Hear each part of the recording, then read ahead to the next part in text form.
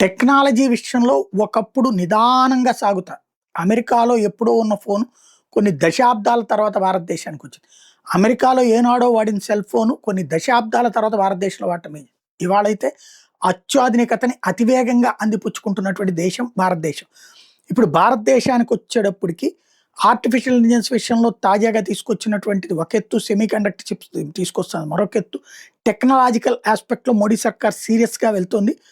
2026 ఈ ఫిబ్రవరిలో జరిగినటువంటి అతి కొత్త విశేషం ఏంటంటే 38 systems national super computing machine కిందన తీసుకొచ్చారు.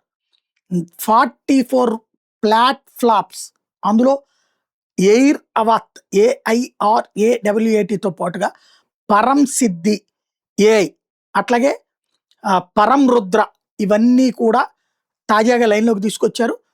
ప్రపంచంలోనే గ్లోబల్‌గా 10వ స్థానంలోకి ఇవాళ మనం వెళ్ళడం అన్నటువంటిది ఇందులో కీలకమైనటువంటి అంశం.